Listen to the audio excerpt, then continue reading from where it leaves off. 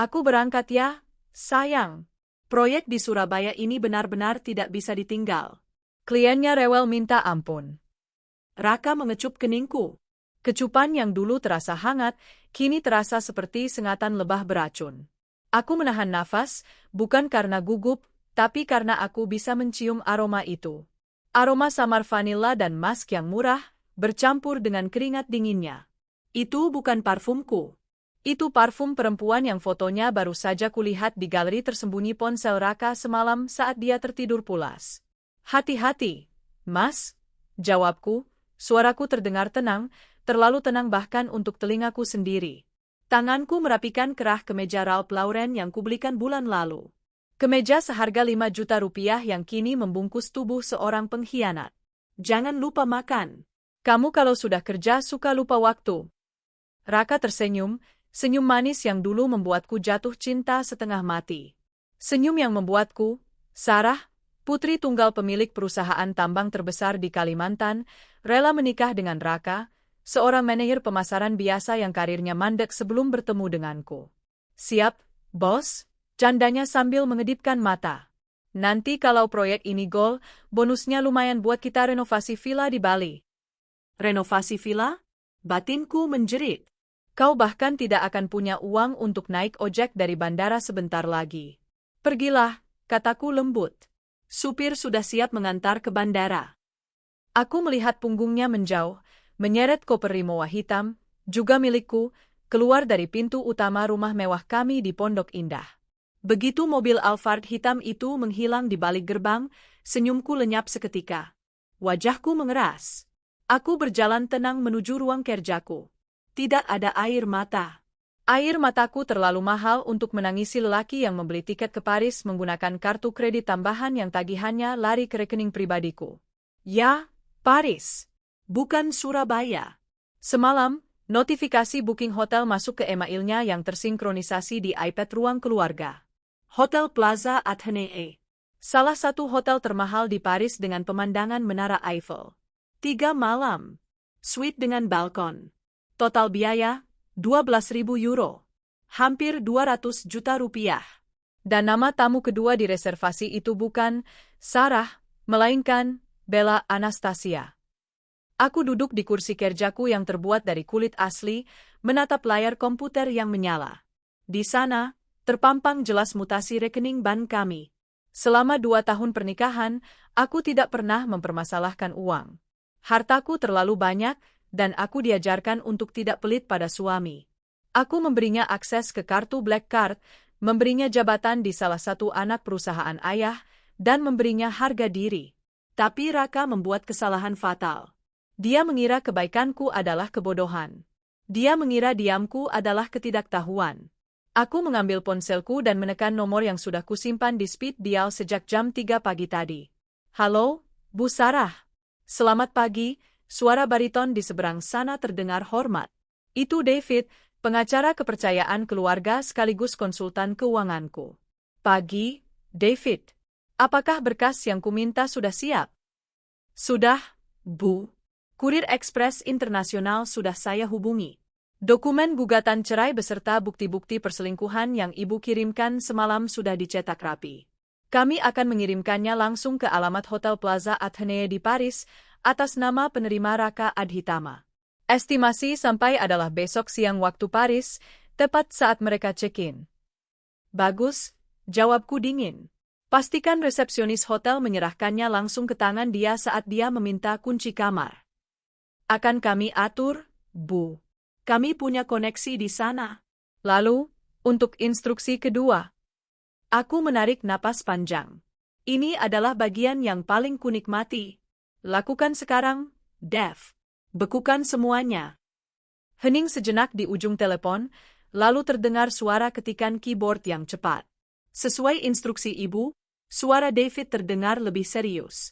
Saya akan menarik seluruh dana dari rekening bersama ke rekening pribadi Ibu di Singapura.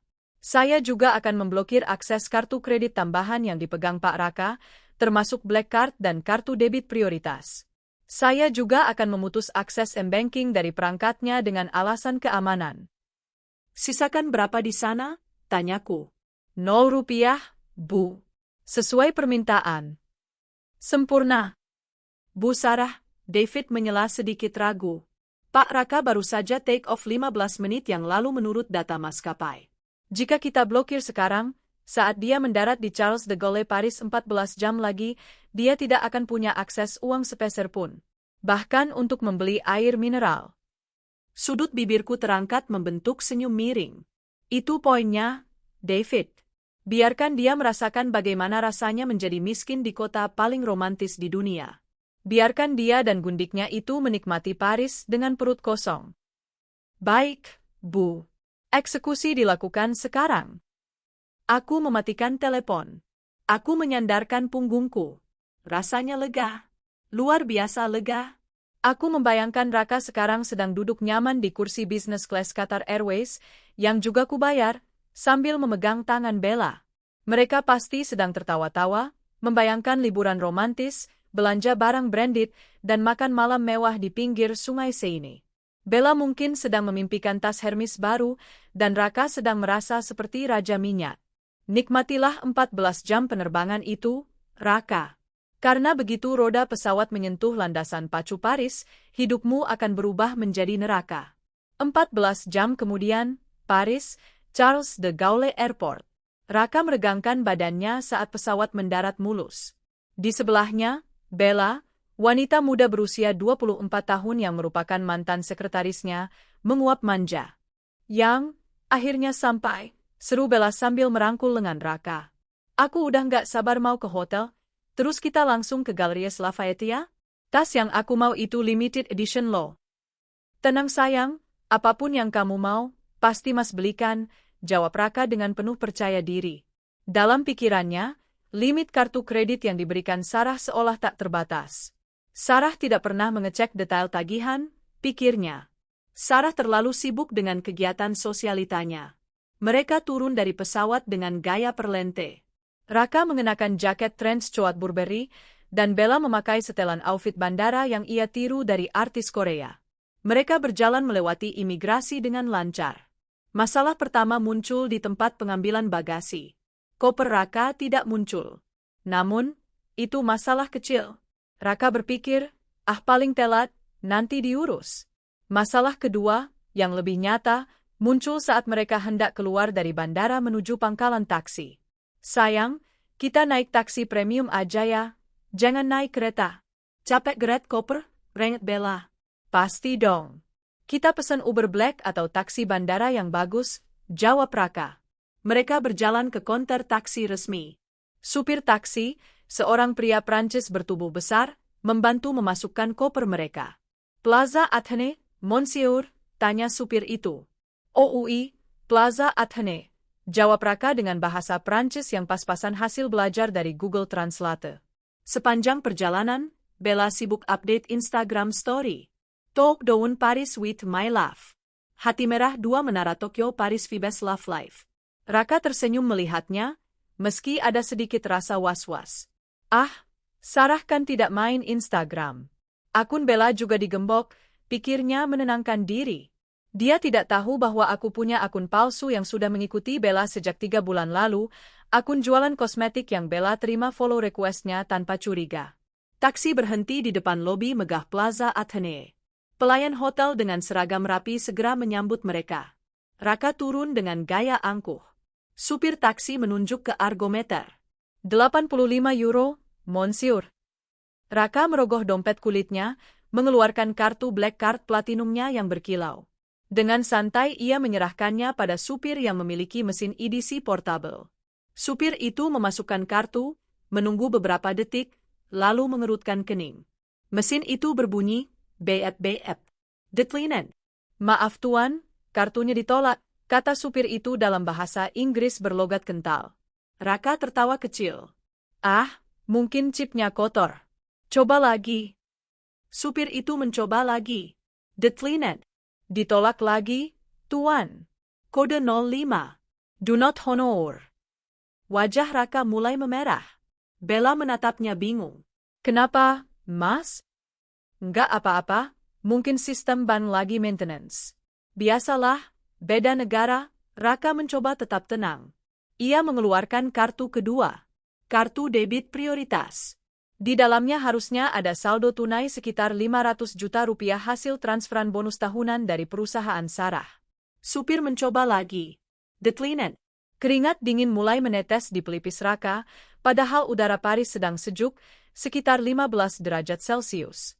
Coba yang ini, Raka mengeluarkan kartu ketiga. Visa Gold. Declined. Supir taksi mulai tampak tidak sabar. Tuan, apakah Anda punya uang tunai? Saya tidak bisa menunggu seharian. Raka panik.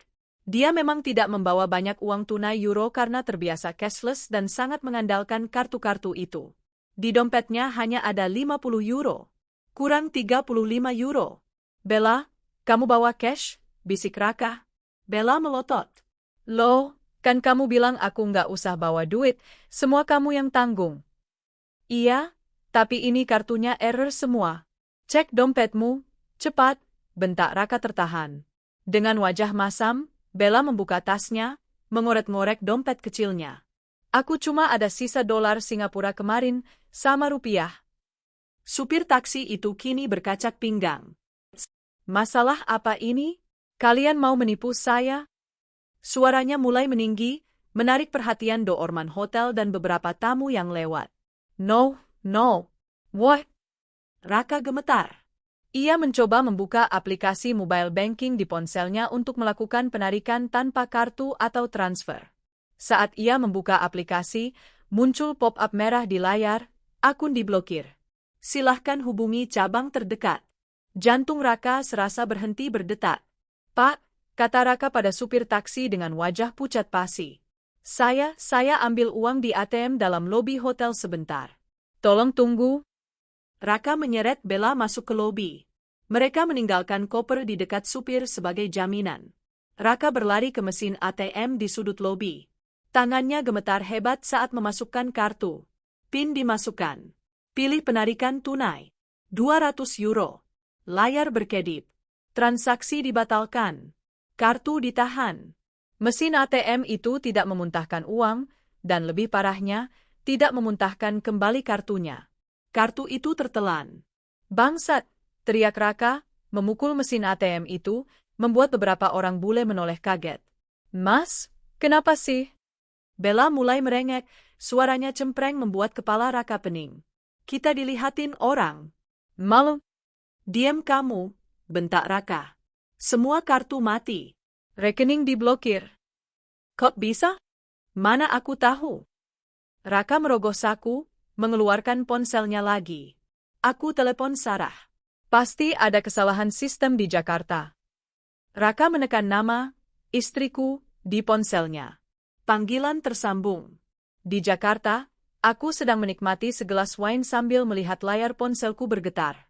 Nama, suamiku, pending divorce, muncul di layar. Aku tersenyum, lalu menekan tombol merah. Reject. Raka mencoba lagi. Reject. Ketiga kalinya. Reject. Lalu Raka mengirim pesan WhatsApp. Sayang, angkat TLP aku. Ini aku di Surabaya, kartuku error semua. Aku butuh transferan buat bayar vendor. Aku membaca pesan itu dari notifikasi bar. Masih berani berbohong di Surabaya, pikirku geli. Aku mengetik balasan singkat. Surabaya sebelah mana yang ada menara Eiffelnya, Mas?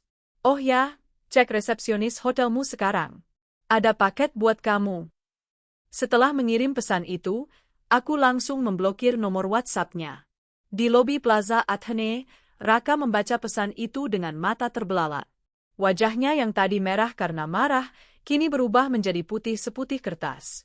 Kakinya lemas. Ia nyaris merosot ke lantai marmer hotel jika tidak berpegangan pada mesin ATM. Mas, kenapa? Tanya Bella takut-takut melihat ekspresi Raka yang seperti melihat hantu. Raka tidak menjawab. Dia menatap resepsionis hotel yang sedang melambai padanya dengan sopan. Emir Adhitama? Tanya resepsionis cantik itu. Ada paket dokumen penting yang baru saja tiba untuk Anda lewat kurir kilat. Dengan langkah gontai seperti mayat hidup, Raka berjalan mendekat. Resepsionis itu menyerahkan sebuah amplop coklat besar dengan kop surat firma hukum ternama di Jakarta. Tangan Raka gemetar hebat saat merobek amplop itu. Di dalamnya, Lembar pertama yang ia tarik memiliki judul besar dengan huruf kapital tebal, Gugatan Perceraian Pencabutan Kuasa Harta. Dan di bawahnya, terlampir foto-foto CCTV Bandara Soekarno-Hatta pagi ini yang menampilkan dirinya sedang merangkul pinggang Bella. Raka mendongak.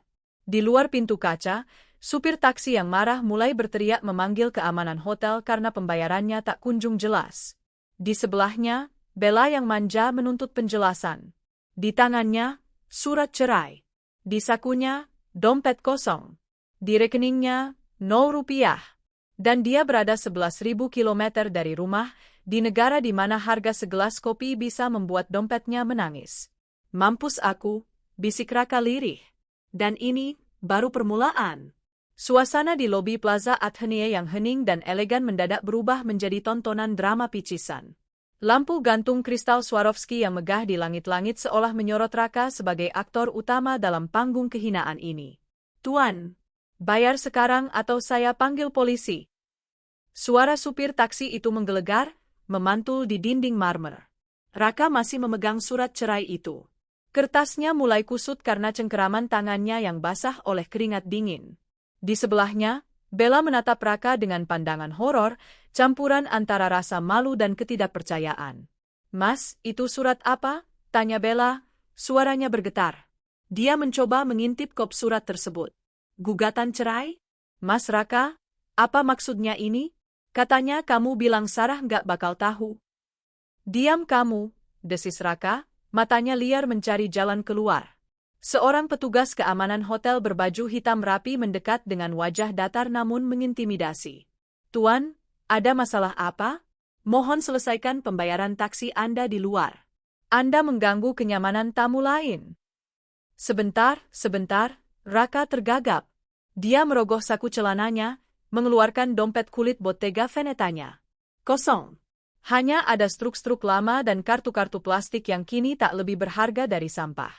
Uang tunai 50 euro di dompetnya tidak cukup. Argonya 85 euro. Saya ada masalah dengan bank saya di Indonesia. Raka mencoba bernegosiasi dengan supir taksi yang wajahnya sudah merah padam. Bisa saya bayar besok? Saya tamu di hotel ini. Supir itu meludah ke samping, nyaris mengenai sepatu Gucci Raka. Besok? Anda pikir saya bodoh? Lihat kartu Anda, semuanya ditolak. Anda tidak punya uang. Supir itu mencengkeram kerah jaket trench coat Raka. Bella menjerit kecil. Tunggu. Raka panik. Dia melihat sekeliling. Orang-orang kaya, wanita dengan mantel bulu dan pria dengan cerutu, menatapnya dengan jijik. Raka, yang selama ini selalu memuja citra dirinya sebagai eksekutif muda sukses, merasa harga dirinya ditelanjangi di depan umum. Dia menatap pergelangan tangannya. Di sana melingkar jam tangan Rolex Submariner dial hijau. Hadiah ulang tahun dari Sarah tahun lalu. Harganya sekitar 250 juta rupiah. Dengan tangan gemetar, Raka melepas jam itu. Ini. Raka menyodorkan jam mewah itu ke supir taksi. Ambil ini. Ini asli. Harganya ribuan euro. Jauh lebih mahal dari ongkos taksimu. Supir itu melepaskan cengkeramannya, mengambil jam itu, dan mengamatinya dengan skeptis. Bagaimana saya tahu ini bukan barang palsu dari Cina? Itu asli. Ada sertifikatnya di koper, teriak Raka frustrasi. Ambil saja. Anggap lunas. Supir itu menimbang-nimbang sebentar, lalu menyeringai licik. Dia tahu dia menang banyak. Ongkos 85 euro dibayar dengan jam Rolex. Baik, lunas. Tapi jangan harap saya mau mengangkut kalian lagi. Supir itu pergi dengan langkah lebar, meninggalkan Raka yang merasa separuh jiwanya ikut terbawa pergi. Jam kesayangannya, simbol statusnya, hilang hanya untuk bayar taksi. Mas, itu kan jam mahal? Bisik Bella. Diam, bentak Raka lagi. Ayo kita check-in dulu. Setidaknya kita bisa istirahat di kamar, pakai wifi hotel buat hubungi orang kantor. Raka merapikan kerahnya, mencoba mengumpulkan sisa-sisa wibawanya. Dia berjalan menuju meja resepsionis, di mana wanita cantik yang tadi memberinya surat kini menatapnya dengan senyum profesional yang dingin. Saya mau check-in. Reservasi atas nama Raka Adhitama, kata Raka tegas, berusaha melupakan kejadian memalukan barusan. Resepsionis itu mengetik sesuatu di komputernya. Ah, ya. Tuan Adhitama. Suite dengan pemandangan Eiffel. Benar, Raka menghela napas lega. Syukurlah, setidaknya kamarnya aman. Sarah mungkin memblokir kartu, tapi mungkin dia lupa membatalkan hotel yang sudah dipesan lewat aplikasi travel agent. Mohon maaf, Tuan, lanjut resepsionis itu. Pemesanan ini memang sudah dibayar di muka oleh Ibu Sarah. Nah, bagus, potong Raka cepat. Dia menoleh ke Bella, tersenyum sombong. Lihat kan, yang aman. Sarah nggak sejahat itu. Tapi, sambung resepsionis itu dengan penekanan suara yang tajam, 1 jam yang lalu, kami menerima pembatalan resmi dari pemegang kartu kredit, Ibu Sarah, dengan alasan penyalahgunaan kartu oleh pihak ketiga. Dana sudah kami refund sepenuhnya ke kartu beliau. Dunia Raka runtuh untuk kedua kalinya dalam 1 jam. Apa? Jadi status reservasi Anda saat ini adalah cancelet, jelas resepsionis itu tanpa empati. Jika Tuan ingin memesan kamar lagi, harga walk-in rate hari ini adalah 4.500 euro per malam. Dan kami memerlukan kartu kredit yang valid untuk deposit jaminan sebesar 2.000 euro. Raka menelan ludah. Tenggorokannya kering kerontang. 6.500 euro? Itu lebih dari 100 juta rupiah. Uang tunai di sakunya cuma cukup beli 2 porsi burger. Bah, Marseille, Raka memelas, suaranya turun menjadi bisikan.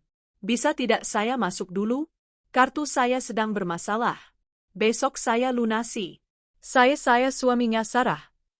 Resepsionis itu menatap Raka, lalu menatap Bella yang berdiri gelisah di belakangnya.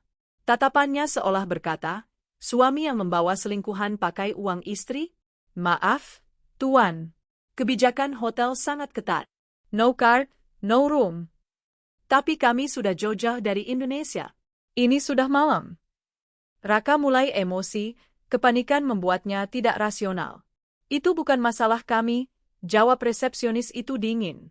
Dia memberi isyarat mata pada petugas keamanan. Tolong tinggalkan lobi jika tidak ada transaksi. 2 petugas keamanan bertubuh besar, yang jauh lebih tegap dari supir taksi tadi, mendekat. Silakan keluar, Tuan, ucap salah satu petugas dalam bahasa Inggris yang kaku. Jangan sentuh saya. Saya bisa jalan sendiri. Raka menepis tangan petugas itu, menyambar pegangan kopernya. Bella menangis. Air matanya melunturkan maskara mahalnya. Mas Raka, kok jadi gini sih? Kita mau tidur di mana? Dingin, Mas? Mereka diseret keluar, secara halus namun tegas, dari pintu putar Hotel Bintang 5 itu. Jalanan Avenue Montaigne, Paris pukul 19.30 waktu setempat. Angin musim gugur Paris menusuk tulang. Langit sudah gelap. Lampu-lampu butik Dior dan Chanel di seberang jalan bersinar mengejek. Di trotoar yang dingin itu, Raka dan Bella berdiri di samping tumpukan koper Rimowa mereka, persis seperti gelandangan dengan pakaian bermerek. Bella meledak. Jelasin sekarang, teriak Bella di tengah trotoar, tidak peduli pada pejalan kaki yang lewat. Kamu bilang kamu kaya. Kamu bilang perusahaan itu punya kamu. Kamu bilang Sarah cuma istri pajangan yang bodoh. Kenapa sekarang kita diusir kayak anjing? Raka memijat pelipisnya yang berdenyut hebat. Kecilin suaramu. Malu? Malu? Aku yang malu, Mas. Aku udah posting di IG. Teman-temanku taunya aku lagi luxury treat. Terus sekarang apa? Kita luntang-lantung di pinggir jalan. Bella merebut surat cerai dari tangan Raka yang sedari tadi masih digenggamnya. Bella membaca surat itu di bawah lampu jalan yang remang. Matanya membelalak membaca poin-poin gugatan. Menuntut pengembalian seluruh aset yang diatasnamakan Raka Adhitama yang sumber dananya berasal dari istri. Mobil apartemen di Kemang, tanah di Sentul. Bella membaca dengan suara bergetar. Mas, jadi apartemen yang kamu janjiin mau dikasih ke aku itu punya Sarah. Raka diam. Wajahnya pucat. Jawab. Bella memukul dada Raka dengan tas Louis Vuitton-nya. Iya, itu atas nama dia. Tapi aku yang kelola. Raka membela diri. Aku pikir dia nggak bakal sekejam ini. Kamu penipu. Bella menangis meraung. Tahu gini aku nggak mau ikut kamu. Mending aku sama Om Budi yang nawarin aku mobil jazz bulan lalu. Oh, jadi kamu mate? Raka tertawa sinis, tawa orang yang sudah putus asa. Baru susah dikit kamu udah nyebut cowok lain? Mana cintamu, hah? Cinta nggak bisa buat bayar hotel, Mas? Mereka berdua terdiam, napas memburu, uap putih keluar dari mulut mereka karena udara dingin. Perut Raka berbunyi keras. Dia lapar. Terakhir makan di pesawat 6 jam yang lalu. Sekarang gimana? Tanya Bella akhirnya, suaranya serak. Aku mau pulang. Beliin tiket pulang sekarang. Tiket pulang? Raka tersenyum miris. Saldo nol, Bel. No. Kita kejebak di sini. Terus kita tidur di mana? Raka melihat sekeliling. Hotel di area ini mustahil terjangkau. Kita harus cari hotel murah. Hostel. Atau apapun. Hostel? Yang sekamar rame-rame itu? Ogah.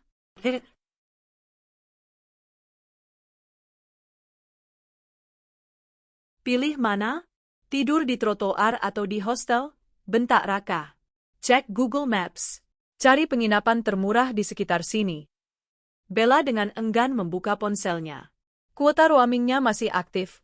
Untungnya dia pakai paket data sendiri, bukan tethering dari Raka yang ponselnya mungkin sebentar lagi mati karena baterai habis dan tak bisa pesan Uber.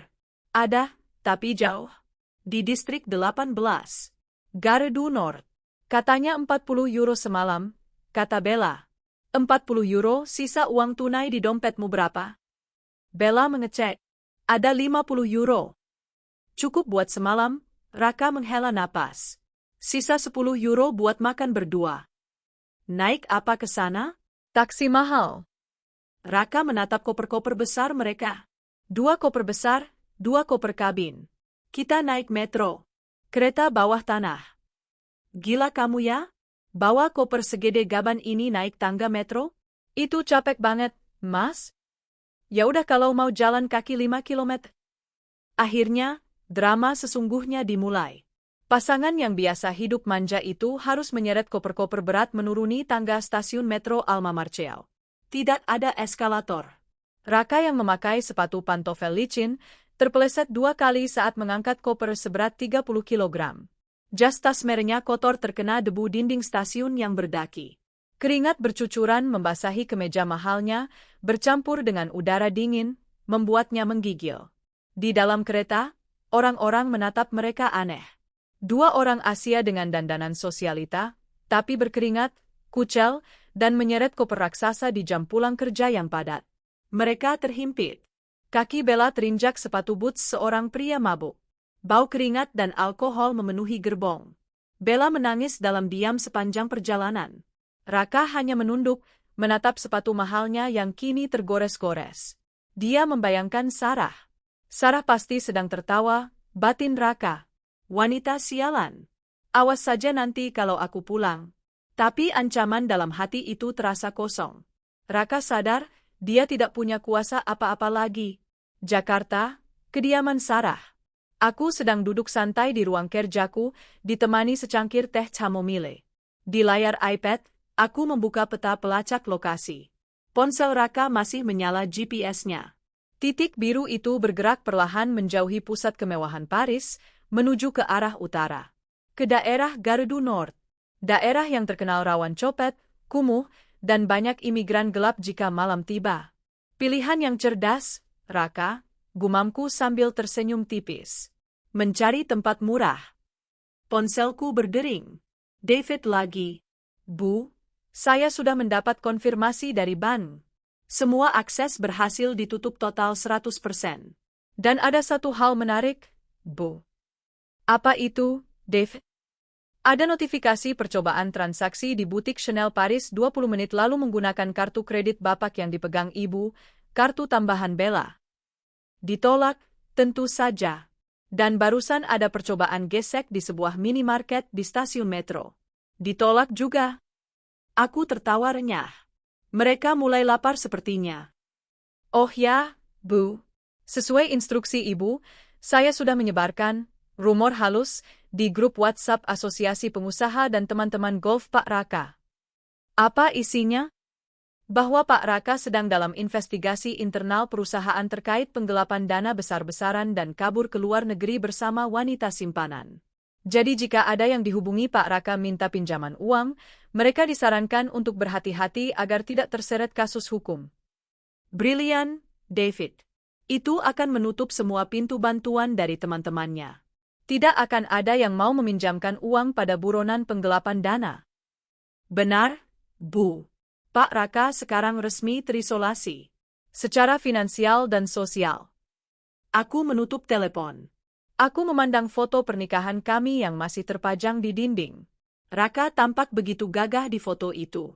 Selamat menikmati malam pertamamu sebagai gelandangan, Mas, bisikku pada foto itu sebelum membalik bingkainya hingga menghadap dinding. Paris, Distrik 18, Hotel Les Sept pukul 22 waktu setempat. Raka dan Bella berdiri di depan bangunan tua yang catnya mengelupas. Pelang neon di atas pintu berkedip-kedip, huruf O-nya mati, jadi terbaca hotel. Di depan pintu, beberapa pria bertampang garang sedang merokok dan menatap Bella dengan pandangan lapar.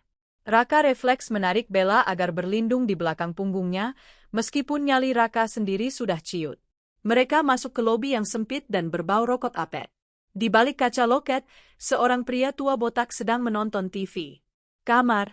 Satu malam, kata Raka lelah, meletakkan uang 40 euro terakhir milik Bella di meja. Pria itu mengambil uangnya, menghitung dengan lambat, lalu melempar kunci kuno dengan gantungan berat. Lantai 4. Tidak ada lift. Tidak ada lift. Bella menjerit histeris. Koper kita gimana? Itu urusanmu, jawab pria itu cuek. Perjuangan Raka mengangkat koper ke lantai 4 adalah siksaan fisik terberat dalam hidupnya. Kakinya gemetar hebat saat sampai di kamar nomor 402. Raka membuka pintu.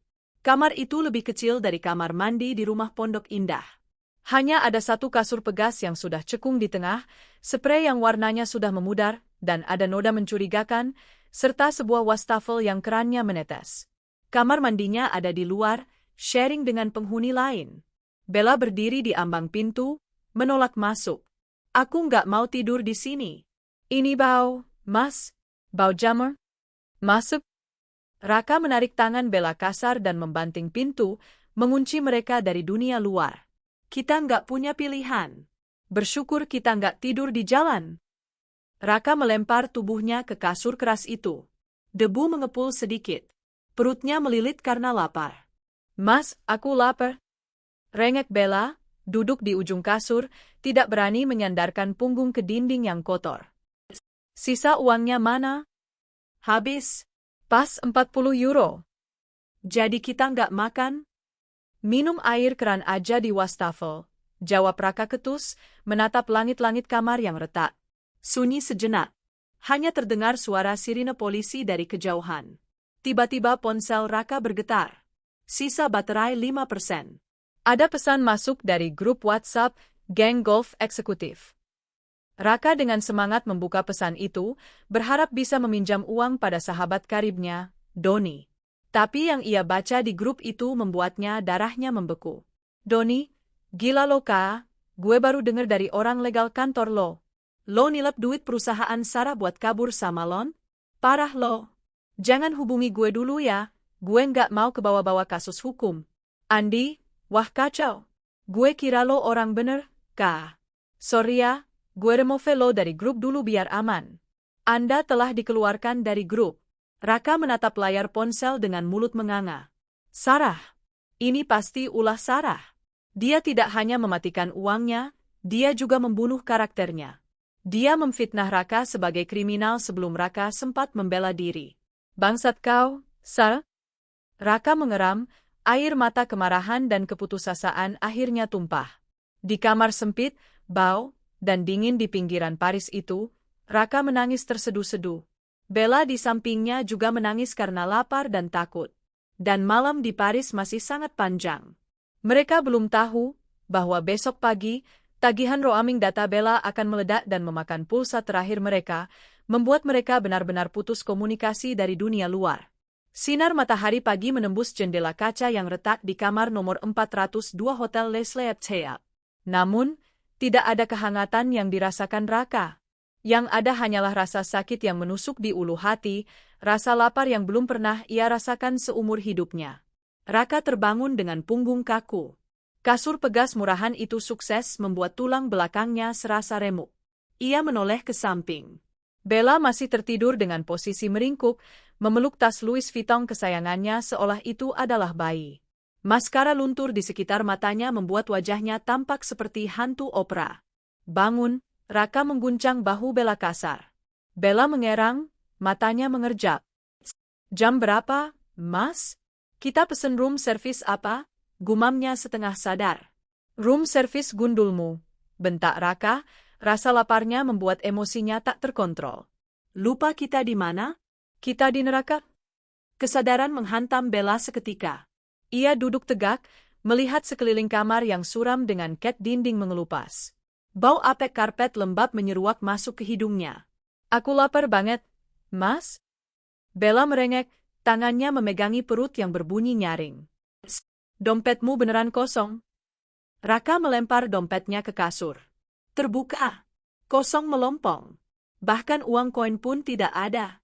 Kita butuh uang. Sekarang, kata Raka dingin. Matanya tertuju pada satu-satunya aset yang mereka miliki saat ini. Barang-barang di koper. Kita harus jual barang, putus Raka. Bella melotot. Ia memeluk tas LV-nya makin erat. Enggak, enak aja. Ini limited edition. Kamu beliin ini pas ulang tahunku bulan lalu. Pilih mana? Makan atau peluk tas itu sampai mati kelaparan. Raka berdiri, menyambar koper rimawanya. Kita cari toko barang bekas. Consignment store. Di Paris banyak. Tapi sayang, Mas. Harganya pasti. Bodoh amat. Cepat siap. Mandi bebek aja di wastafel, nggak usah ke kamar mandi umum. Jorok. Pukul 10 pagi, jalanan Paris. Pemandangan itu sungguh kontras dan menyedihkan. Dua orang berpakaian branded dari kepala sampai kaki, Raka dengan jas Hugo Boss kusut dan Bella dengan dress Zara serta sepatu hak tinggi, berjalan menyeret koper besar di trotoar yang penuh kotoran anjing. Perut mereka melilit perih. Setiap kali melewati Boulangerie, toko roti, aroma mentega dan roti panggang yang hangat membuat air liur mereka menetes. Raka harus menelan ludah berkali-kali, menahan hasrat untuk tidak menyambar roti di etalase dan lari. Mas, kakiku lecet. Keluh Bella. Hak sepatunya tidak dirancang untuk berjalan kaki berkilo-kilometer di atas Cobblestone, jalan berbatu, Paris. Diam. Tuh, ada toko. Raka menunjuk sebuah toko kecil dengan tulisan Depot Vente de Luxe, toko barang bekas mewah. Mereka masuk. Denting lonceng pintu terdengar nyaring. Di dalam, seorang wanita parubaya berwajah ketus dengan kacamata bertangkai rantai emas menatap mereka dari balik meja kasir. Dia memindai penampilan mereka dari atas ke bawah. Dia melihat pakaian mahal yang kusut, rambut lepek, dan wajah putus asa. Sebagai pedagang barang bekas veteran di Paris, Madame Dubois, nama wanita itu, bisa mencium bau, butuh uang, dari jarak 1 kilometer. Bonjour, sapa Raka gugup. English? A little, jawab Madame Dubois dingin, tidak repot-repot tersenyum. Mau beli? Nomor. Sell.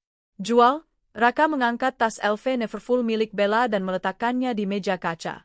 Mau jual ini. Good condition. Bella menahan napas saat tas kesayangannya berpindah tangan.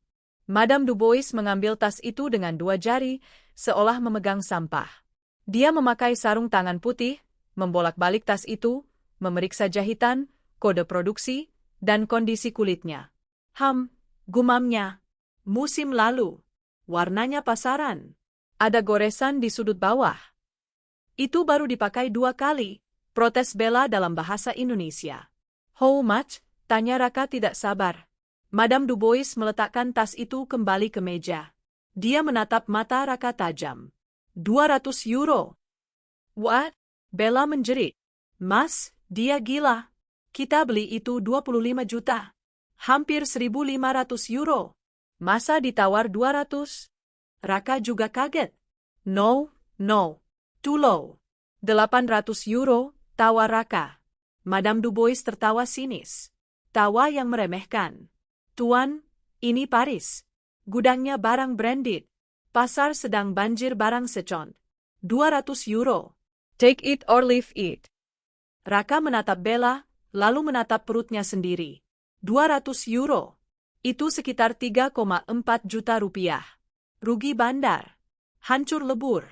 Tapi 200 euro bisa buat makan dan bayar hostel murah untuk 2-3 hari ke depan. Mas, Bella memohon, air matanya menggenang. Raka mengepalkan tangan.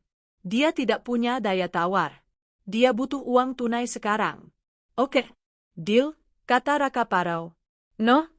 Bella menangis saat Madame Dubois membuka laci kasir dan mengeluarkan 4 lembar uang 50 euro. Transaksi selesai. Tas kebanggaan Bella kini jadi milik toko, dan mereka keluar dengan uang yang nilainya menghina harga diri mereka. Namun, kejutan belum berakhir. Tunggu, panggil Madame Dubois saat mereka hendak keluar.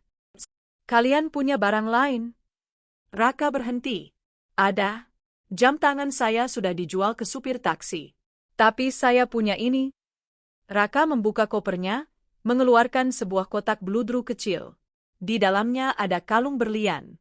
Hadiah anniversary, pacaran, mereka yang ke-6 bulan. Raka membelinya dengan gesekan kartu kredit Sarah, tentu saja. Ini berlian asli. Sertifikatnya ada di Jakarta, lupa bawa. Tapi Anda bisa cek. Ini mahal. Beli 50 juta rupiah, sekitar 3.000 euro, kata Raka percaya diri. Ini harapannya untuk beli tiket pulang. Madame Dubois mengambil kaca pembesar khusus perhiasan, loupe. Dia menjepitnya di mata, lalu mengamati kalung itu dengan teliti di bawah lampu sorot. 1 menit berlalu. 2 menit. Madame Dubois melepaskan kaca pembesarnya, lalu menatap Raka dengan tatapan yang sulit diartikan. Dia tidak menatap dengan hormat, melainkan dengan rasa kasihan yang bercampur geli. Monsieur, katanya pelan. Anda bilang beli ini 3.000 euro? Yes, kurang lebih. Madame Dubois terkekeh pelan, lalu melemparkan kalung itu kembali ke meja dengan kasar. Klotak. Ini zirconia. Sintetis. Dan rantainya bukan emas putih, cuma perak lapis rhodium. Hening. Dunia seakan berhenti berputar. Bella yang sedang sesenggukan tiba-tiba berhenti menangis. Dia menoleh perlahan ke arah Raka. Maksudnya palsu? Tanya Bella pelan. Fake, tegas Madame Dubois. Barang imitasi. Kualitas bagus memang, tapi tetap imitasi. Harga barunya paling 50 euro di pasar souvenir. Saya tidak terima sampah. Wajah Raka memucat. Dia ingat. Waktu itu dia memang menyuruh asisten pribadinya membelikan hadiah untuk Bella. Dia memberikan anggaran 50 juta, tapi apakah asistennya yang korupsi? Atau, Raka ingat sekarang. Dia sendiri yang membelokkan dana itu. Dia membeli kalung KW Super seharga 2 juta di Blok M, dan sisa uang 48 jutanya dia pakai untuk judi online slot yang sedang dia gandrungi waktu itu. Dia pikir Bella yang bodoh tidak akan tahu bedanya. Raka tidak berani menatap Bella. Mas, suara Bella terdengar rendah dan berbahaya. Kamu bilang ini berlian Eropa. Kamu bilang ini investasi buat aku. Itu pasti tokonya yang nipu aku, Belle. Raka berbohong, keringat dingin mengucur deras. Aku ditipu toko perhiasan di Jakarta. Bohong, teriak Bella. Plak, satu tamparan keras mendarat di pipi Raka di tengah toko itu. Madame Dubois hanya menonton sambil melipat tangan, menikmati drama gratis. Keluar kalian dari tokoku. Berisik, usir Madame Dubois. Taman kota kecil, dekat Gardu Nord pukul 13. Mereka duduk di bangku taman yang dingin, memakan kebab daging domba seharga 8 euro. Makanan pertama mereka dalam 24 jam. Raka makan dengan lahap, saus putih belepotan di mulutnya, tidak peduli lagi pada image. Bella makan sambil menangis. Dia merasa tertipu luar dalam. Tasnya dijual murah, dan kalung yang dia banggakan ternyata palsu. Lelaki di sebelahnya ini bukan hanya miskin sekarang, tapi juga pembohong ulung. Uang sisa berapa? Tanya Bella ketus setelah menghabiskan gigitan terakhir. 192 euro, jawab Raka. Tadi beli kebab 2 sama air mineral. Terus sekarang apa? Tiket pesawat ke Jakarta harganya 800 euro per orang, Mas. Paling murah. Raka mengusap wajahnya yang berminyak. Kita ke KBRI, Kedutaan Besar Republik Indonesia. Kita minta bantuan. Bilang kita kecopetan. Paspor hilang, dompet hilang. Mereka pasti bantu pulangkan warganya. Paspor kita kan ada, kata Bella bingung. Kita umpetin. Jangan bilang kita punya paspor. Kalau mereka tahu kita masih pegang paspor dan cuma kehabisan duit karena rekening diblokir, mereka bakal nanya macam-macam. Kita harus play victim. Pura-pura jadi korban kejahatan biar diprioritaskan. Ide licik Raka kembali muncul. Sifat manipulatifnya tidak hilang meski dalam kondisi terjepit. Mereka pun berjalan kaki lagi menuju stasiun metro terdekat untuk menuju gedung KBRI di Rue Kortambert. Gedung KBRI Paris pukul 15.30. Raka dan Bella berdiri di depan gerbang yang kokoh dengan bendera merah putih berkibar. Rasanya ingin menangis melihat bendera itu. Harapan pulang. Mereka melapor ke pos satpam, berakting sedih dan panik. Pak, tolong kami kecopetan semua tas di metro. Paspor, dompet, HP, semua hilang. Raka berakting dengan cukup meyakinkan. Jasnya yang kucel mendukung cerita itu. Petugas keamanan mengarahkan mereka ke loket konsuler. Di sana, seorang staf diplomatik muda bernama Pak Aryo menyambut mereka. Duduk, Pak, Bu. Tenang dulu. Bisa sebutkan nama lengkap. Raka Adhitama dan Bella Anastasia, jawab Raka cepat. Pak Aryo mengetik nama itu di sistem database. Tiba-tiba, alisnya terangkat. Dia menatap layar komputer, lalu menatap Raka dengan pandangan yang berubah drastis. Dari simpatik menjadi waspada. Pak Raka Adhitama, ulang Pak Aryo. Iya, Pak. Tolong kami, Pak. Kami mau pulang. Tolong biayai tiket kami, nanti diganti keluarga di Jakarta, Raka memohon. Pak Aryo berdehem pelan. Sebentar ya, Pak. Saya panggil atasan saya dulu.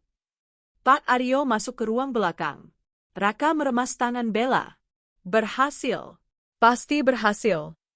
5 menit kemudian, Pak Aryo keluar bersama seorang pria yang lebih tua, kepala bagian konsuler. Wajahnya tegas. Selamat sore, Saudara Raka, sapa pria itu datar. Tidak ada, Bapak. Hanya, Saudara. Sore, Pak. Jadi gimana? Kapan kami bisa diterbangkan? Pria itu meletakkan selembar kertas hasil print di meja. Itu bukan formulir bantuan. Itu adalah salinan email. Kami baru saja menerima notifikasi red notice internal dari Kepolisian Indonesia dan laporan dari kuasa hukum Ibu Sarah Wijaya pagi ini, kata pejabat itu tenang. Jantung Raka berhenti. Laporannya menyebutkan bahwa saudara diduga melarikan diri ke luar negeri membawa aset perusahaan yang digelapkan dan sedang dalam proses gugatan hukum. Selain itu, pejabat itu menatap Bella.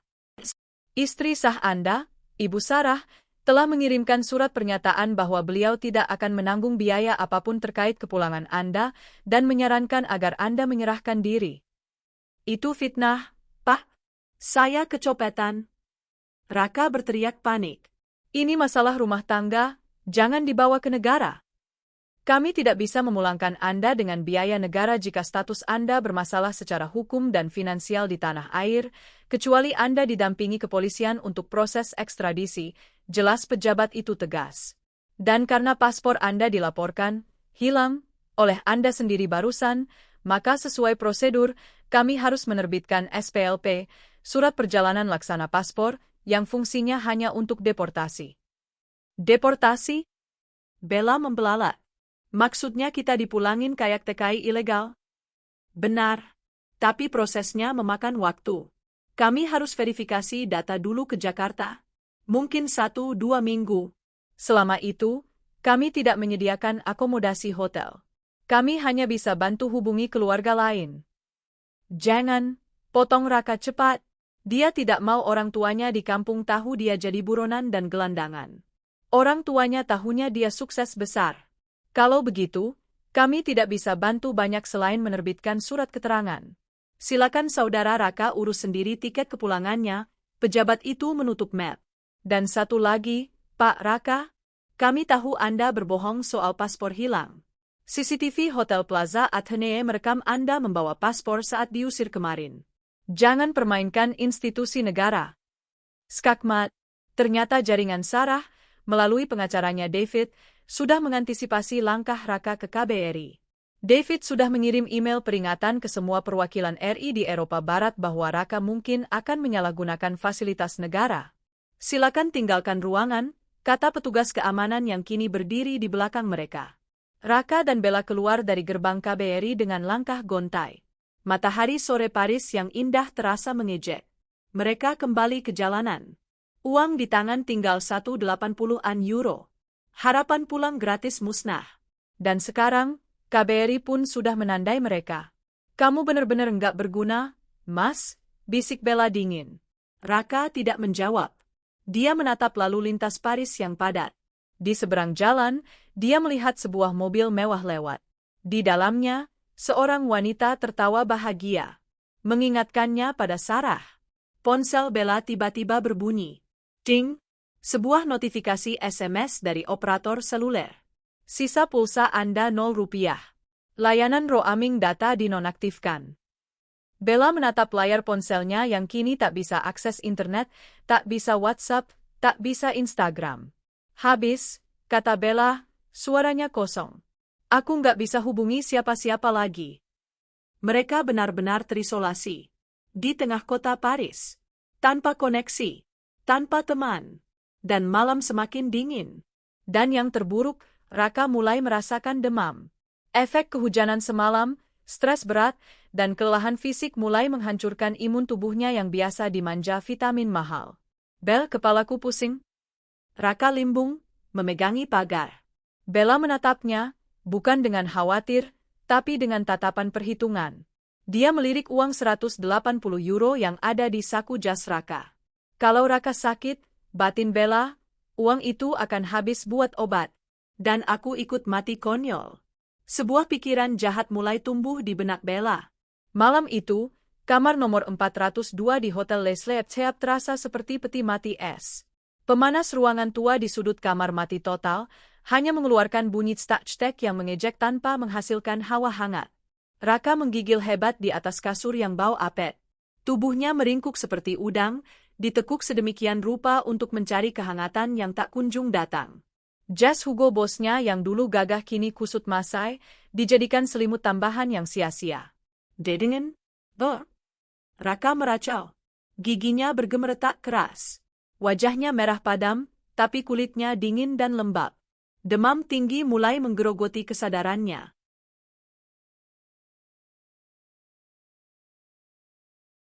Di sudut ruangan, duduk di kursi kayu reyot, Bella menatap Raka dengan pandangan kosong.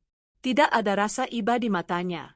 Yang ada hanya kalkulasi dingin seorang wanita yang terbiasa hidup enak dan kini terancam jadi gelandangan. Bella menghitung lembaran uang di tangannya. 185 euro. Kalau buat berdua, ini cuma cukup buat 2 hari. Itu pun makan sampah, gumam Bella pelan. Kalau buat aku sendiri, aku bisa beli tiket bus murah ke Belanda atau Jerman, mungkin di sana ada kenalan lama. Atau setidaknya, aku bisa makan layak seminggu. Bah? Raka mengerang lagi, matanya terpejam rapat. Kepalaku mau pecah? Bella berdiri, berjalan mendekati kasur. Dia menatap Raka yang tak berdaya. Lelaki yang 2 hari lalu terlihat seperti pangeran dengan kartu kredit tanpa limit, kini tak lebih dari seonggok daging sakit yang menyusahkan. Kamu sakit, Mas? Tanya Bella datar. Panas, badanku sakit semua? Raka mencoba membuka matanya yang berat. Dia melihat siluet Bella samar-samar. Kamu jangan tinggalin aku ya? Bella tersenyum tipis, senyum yang mengerikan dalam kegelapan kamar itu. Enggak kok, Mas. Tidur aja. Istirahat. Biar sembuh. Bella mengusap kening Raka sekilas, bukan dengan sayang, tapi untuk memastikan seberapa parah demamnya. Panas sekali. Bagus, pikir Bella. Dia bakal tidur nyenyak. Tidur ya? Bisik Bella. Perlahan, napas Raka mulai teratur meski berat. Dia tenggelam dalam mimpi buruk demamnya, memimpikan Sarah yang sedang menertawakannya dari atas balkon emas. Setelah yakin Raka benar-benar pingsan karena kelelahan dan sakit, Bella mulai bergerak cepat. Dia membuka koper Rimowa Raka. Dia mengaduk-aduk isinya. Tidak ada yang berharga untuk dijual cepat selain pakaian. Tapi membawa pakaian bekas Raka hanya akan menambah beban. Bella beralih ke jas Raka yang dipakai selimut. Dengan hati-hati, dia merogoh saku bagian dalam. Dia mengambil ponsel Raka. iPhone 15 Pro Max. Ini masih laku dijual, batin Bella.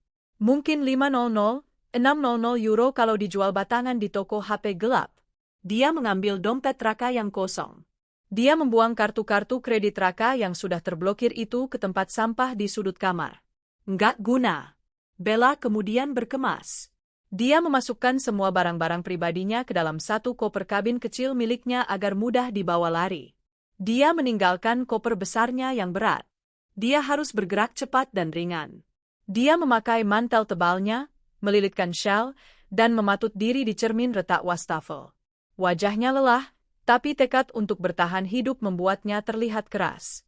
"Maafin aku ya, Mas," bisik Bella pada pantulan dirinya sendiri, seolah mencoba membenarkan tindakannya. "Kamu udah bangkrut. Kamu udah nggak bisa kasih aku apa-apa. Kalau aku tetap sama kamu, kita berdua mati konyol. Mending satu yang selamat." Bella berbalik menatap Raka untuk terakhir kalinya. Raka sedang mengigau, memanggil nama ibunya. "Ibu, Raka sakit." Bella mendengus jijik. "Dasar anak mami." Tanpa menoleh lagi, Bella mengambil uang 185 euro itu, memasukkan ponsel Raka ke tasnya, dan menyeret koper kabinnya keluar kamar. Klik, pintu terkunci dari luar. Bella menuruni tangga hotel dengan langkah ringan, meninggalkan Raka sendirian di negara asing, tanpa uang, tanpa ponsel, tanpa teman, dan sedang sekarat karena demam. Cinta sejati? Omong kosong. Bagi Bella, cinta itu ada label harganya. Dan saldo Raka sudah tidak cukup untuk membayarnya. Pagi hari berikutnya, pukul 9. Sinar matahari pagi yang dingin masuk menyinari wajah Raka. Dia terbangun karena rasa haus yang luar biasa. Tenggorokannya terasa seperti diparut kawat berduri. "Bel?" panggilnya parau. Hening. Raka memaksakan matanya terbuka. Pandangannya berputar. Dia mencoba duduk, tapi kepalanya terasa sangat berat. "Bella?" Ruangan itu sunyi. Raka menoleh ke kursi kayu. Kosong. Dia menoleh ke sudut kamar tempat koper-koper mereka ditumpuk. Koper kabin Bella hilang. Jantung Raka berdegup kencang, memompa adrenalin yang memaksanya mengabaikan demam. "Bel, kamu di kamar mandi." Raka menyeret tubuhnya turun dari kasur. Kakinya goyah. Dia berjalan tertatih ke pintu, membukanya, dan melongok ke lorong koridor yang sepi. Pintu kamar mandi umum terbuka. Kosong. "Bella?" teriak Raka, suaranya pecah. Dia kembali masuk ke kamar, mulai panik. Dia mencari jasnya. Dia merogoh saku jas itu. Kosong. Uang sisa penjualan tas kemarin hilang. Dia mencari ponselnya di meja, di bawah bantal, di saku celana. Hilang. Enggak mungkin. Raka membongkar koper besarnya. Isinya berantakan. Perlahan, realitas yang mengerikan itu merasuk ke dalam otaknya. Dia ditinggalkan. Dia dicuri. Oleh wanita yang demi dia, Raka rela mengkhianati istri sebaik Sarah.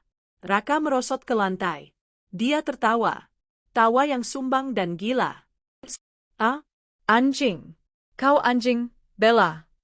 Dia tertawa sampai terbatuk-batuk, lalu tawa itu berubah menjadi tangisan meraung-raung.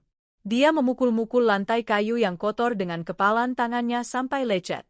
Di saat terendah itu, pintu kamar diketuk kasar. "Dot. Halo, check-out time," teriak petugas hotel dari luar. "Atau bayar lagi." Raka menghapus air matanya kasar. Dia tidak punya uang sepeser pun. Dia harus keluar. Dengan sisa tenaga, Raka memakai sepatunya tanpa kaos kaki. Dia memakai jasnya yang bau keringat. Dia meninggalkan koper besarnya karena dia terlalu lemah untuk mengangkatnya. Dia hanya membawa paspornya, satu-satunya.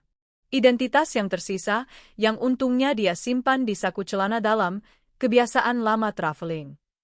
Raka keluar kamar, melewati resepsionis yang menatapnya curiga. Teman wanitamu sudah pergi jam 4 pagi, kata pria tua di resepsionis tanpa diminta. Dia naik taksi online. Kelihatannya buru-buru. Raka hanya mengangguk lemah.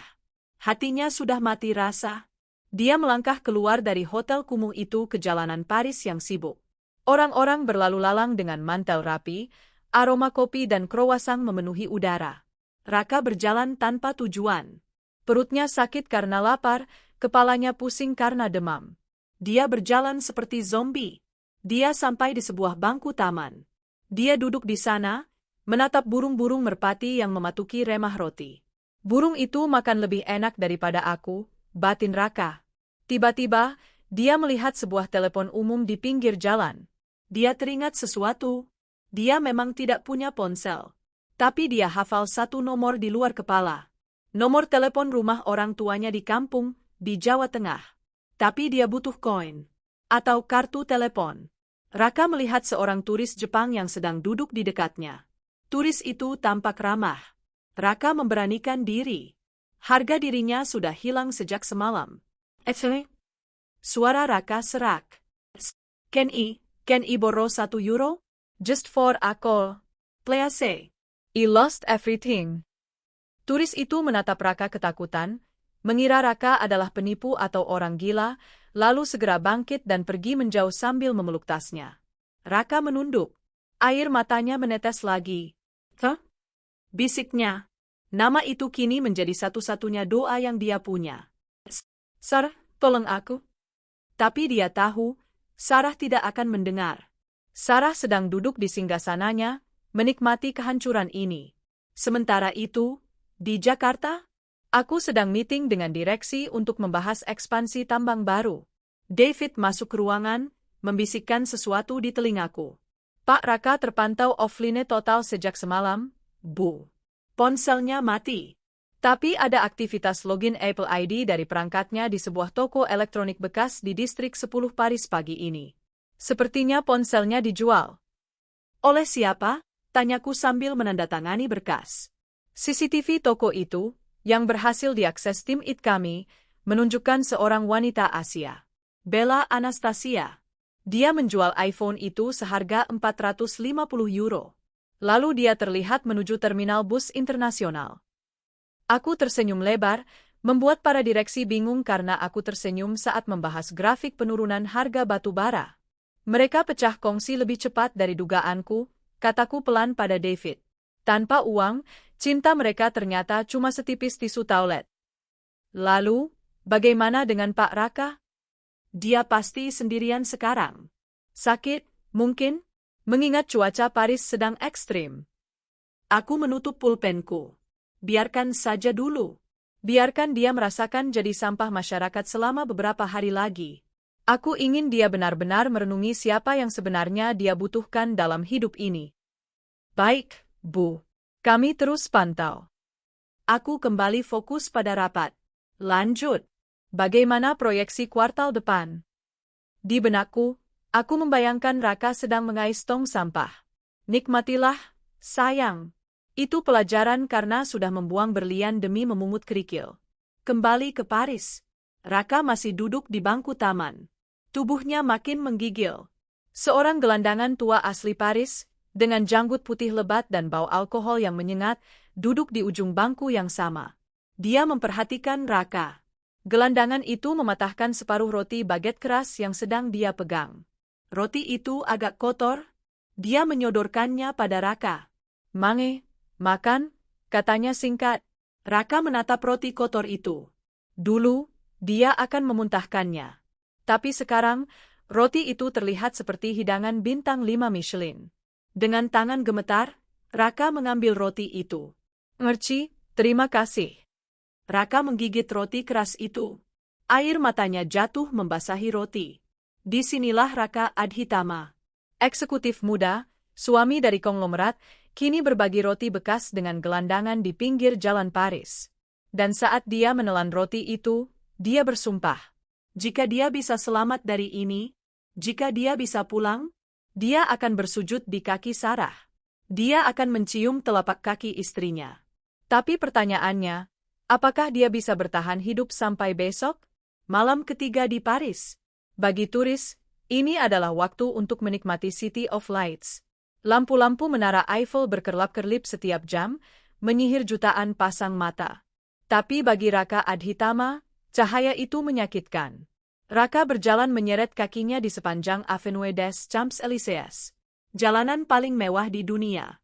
Kanan-kirinya berderet butik Cartier, Louis Vuitton, Sephora. Tempat-tempat yang dulu adalah rumah kedua baginya dan Sarah. Tempat di mana dia pernah dengan angkuh menunjuk tas seharga puluhan juta dan berkata, "Bungkus." Sekarang, dia berjalan di sana sebagai hantu. Jas Hugo Boss miliknya sudah kehilangan bentuk, kotor oleh debu jalanan dan noda makanan. Kemeja putihnya berubah warna menjadi abu-abu dekil. Bau keringat, apek, dan, maaf, sedikit bau pesing menguar dari tubuhnya. Dia tidak mandi selama 3 hari. Dia buang air kecil di toilet umum gratisan yang jorok atau di balik semak-semak taman saat malam gelap. Raka menatap pantulan dirinya di kaca etalase toko jam tangan Tissot. Dia nyaris tidak mengenali sosok itu. Mata cekung, bibir pecah-pecah berdarah, rambut kusut masai, dan janggut yang tumbuh liar. Dia terlihat lebih tua 10 tahun. Rintihnya pelan. Perutnya bukan lagi melilit, tapi terasa seperti memakan dirinya sendiri dari dalam. Roti pemberian gelandangan kemarin sudah habis dicerna sejak lama. Raka melihat sebuah keluarga sedang duduk di teras kafe outdoor, menikmati steak frites dan hot chocolate. Asap mengepul dari makanan itu, membawa aroma daging panggang yang gurih. Raka menelan ludah yang terasa pahit. Dia berdiri di dekat pagar pembatas kafe, menatap makanan itu seperti anjing kelaparan. Keluarga itu, ayah, ibu, dan 2 anak kecil, tampak risih. Sang ayah melambaikan tangan, mengusir Raka. "Alas, pergi," hardik pria itu. Raka mundur, tapi matanya tetap tertuju ke meja. Beberapa menit kemudian, keluarga itu selesai. Mereka berdiri, meninggalkan meja. Di atas piring salah satu anak, masih tersisa separuh croissant dan beberapa potong kentang goreng yang sudah dingin. Insting purba Raka mengambil alih. Logika dan gengsinya sebagai lulusan S2 bisnis lenyap. Begitu pelayan belum sempat membersihkan meja, Raka menyelinap masuk. Dengan gerakan cepat, tangannya menyambar sisa kentang goreng dan potongan croissant itu. "Hei, Monsieur!" teriak pelayan kafe. Raka tidak peduli. Dia memasukkan kentang goreng dingin itu ke mulutnya sekaligus, mengunyahnya dengan rakus sambil berjalan cepat menjauh. Rasanya berminyak, dingin, dan ada bekas gigitan anak kecil. Tapi bagi Raka, itu adalah makanan terlezat di dunia. Dia bersembunyi di balik tiang lampu, menghabiskan croissant sisa itu sambil menangis. Air matanya jatuh membasahi roti. "Aku makan sampah? Ya Tuhan, aku makan sampah bekas orang." Harga dirinya hancur lebur. Dia ingat bagaimana dia dulu memarahi pembantunya di rumah hanya karena sup yang disajikan kurang panas. Sekarang, dia memakan sisa ludah orang asing. Karma bukan hanya memukulnya, karma sedang menginjak-injak kepalanya di trotoar. Apple Store Champs-Élysées pukul 19. Hujan gerimis mulai turun. Raka menggigil kedinginan. Dia butuh tempat hangat. Dia melihat logo apel tergigit yang menyala terang di seberang jalan. Apple Store? Dia ingat, toko itu memajang puluhan gadget demo yang terkoneksi internet. Raka merapikan jasnya yang kucel, mencoba terlihat layak. Dia berjalan masuk. Petugas keamanan bertubuh raksasa di depan pintu menatapnya tajam, hidungnya berkedut mencium aroma tak sedap dari tubuh Raka. "Saya cuma mau lihat-lihat sebentar," kata Raka dalam bahasa Inggris, berusaha terdengar percaya diri meski suaranya serak. Petugas itu ragu, tapi karena Raka masih memakai jas, meski kotor, dia dibiarkan masuk dengan pengawasan ketat. Kehangatan AC toko memeluk tubuh Raka. Rasanya seperti surga. Tapi dia tidak punya waktu untuk menikmatinya. Dia berjalan menuju meja pajangan iPad Pro terbaru. Jari-jarinya yang kotor dan gemetar menyentuh layar retina yang mulus itu. Dia membuka browser Safari. Dia mencoba masuk ke akun Gmail-nya. Password salah. Sial, umpat Raka. Sarah pasti sudah mengganti password email utamanya. Dia mencoba email kantor. Akun dinonaktifkan oleh administrator. Raka panik. Dia mencoba mengingat satu email lamanya. Email zaman kuliah yang jarang dipakai, yang mungkin Sarah tidak tahu atau lupa. Raka_koolgu90@yahoo.com. Dia mengetik passwordnya. Berhasil. Raka menarik napas lega. Dia segera membuka menu, tulis pesan. Tangannya gemetar hebat saat mengetik alamat tujuan, sarah.wijaya@wijayagroup.com. Subjek, tolong aku, please baca. Isi pesan, Sarah, istriku sayang. Maafkan aku. Demi Tuhan, aku minta maaf. Aku salah. Aku hilaf. Aku bodoh. Aku sekarang di Paris, sendirian. Bella ninggalin aku, Sar. Dia bawa kabur uang sisa, HP, semua. Aku tidur di jalan. Aku makan sisa orang. Aku sakit, Sar. Demam tinggi. Tolong aku, Sar. Aku nggak minta hartaku balik. Aku cuma minta tiket pulang.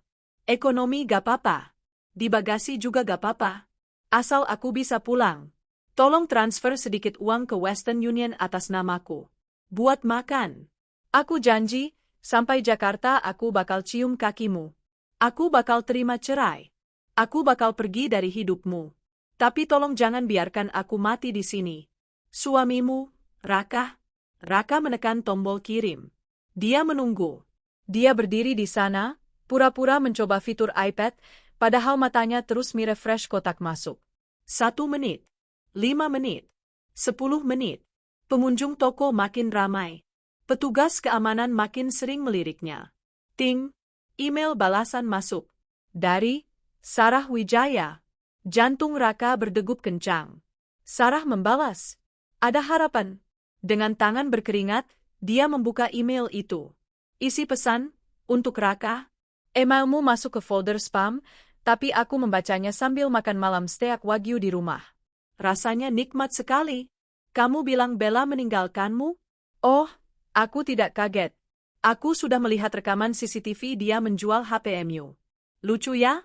Wanita yang kamu bela mati-matian, yang kamu belikan tas seharga mobil, ternyata cuma menghargaimu seharga iPhone bekas. Kamu minta tolong? Ingat tidak, waktu papa saya sakit keras 3 tahun lalu dan saya minta tolong kamu temani saya di RS? Kamu bilang kamu sibuk meeting. Padahal kamu lagi check-in sama Bella di puncak. Ingat tidak, waktu saya keguguran anak kita karena stres kamu selingkuh, walau saat itu saya belum punya bukti? Kamu cuma bilang, nanti bikin lagi, dan besoknya kamu pergi main golf. Raka, sayang, penderitaanmu di Paris baru 3 hari. Sakit hatiku sudah 2 tahun. Belum impas.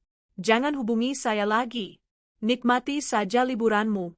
Katanya mau ke Paris kan? Nah, sekarang kamu sudah di sana. Puas-puasin. PS, saya sudah lapor ke Apple Store Paris kalau ada gelandangan mencurigakan yang sedang memakai iPad mereka untuk mengirim email penipuan. Selamat berlari. Raka membelalak membaca kalimat terakhir. Tiba-tiba, sebuah tangan besar mencengkeram bahunya dari belakang. Monsieur, ikut saya, suara berat petugas keamanan terdengar di telinganya.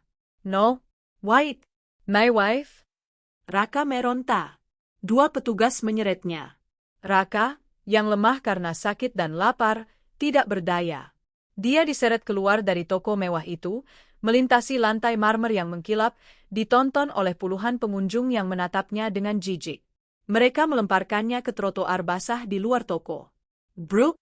Raka jatuh tertelungkup di genangan air hujan. Lututnya lecet. Jasnya basah kuyup.